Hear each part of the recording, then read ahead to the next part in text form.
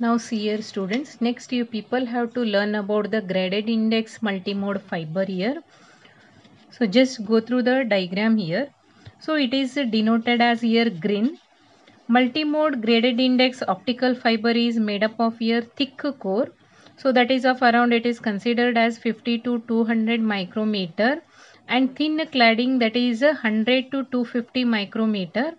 The core material has a special feature that its refractive index value decreases in radially outward direction, that is from axis, and becomes equal to that of cladding, that is at the interface. But see, refractive index of cladding here remains constant. It is designed to transmit here large number of mode of wave pulses. Light rays propagating through optical fiber in the form of helical or here spiral manner. Input light source suitable are considered here lasers and LED. So it is compared to previous two types, it is a little bit expensive. So splicing, it is done with here difficulty, means it is not easier, and it is used in high data rates, that is over relatively for long distances. Loss in the signal strength is compared to previous two types here, that is relatively less here. So this is about here graded index multimode fiber. In next part you people have to learn about attenuation and here its causes. Now see first what is attenuation here.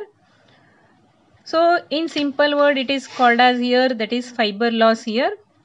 When see the optical signal propagates through any optical fiber, that is see loss of power, and loss of power it is suffered by here optical signal as it propagates through the fiber, it is called as here attenuation.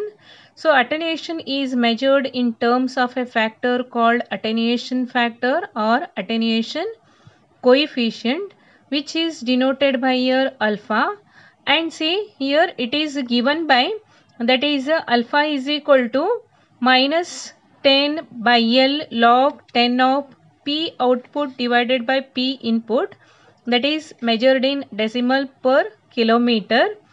P output is here considered as power of the output optical signal, and see P input is here power of input optical signal, and L is the length of the fiber here.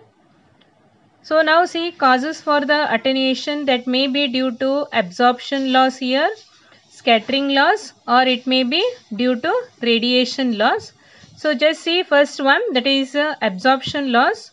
So this arises, that is due to the absorption of photons that is associated with the optical signal here. These losses are maybe either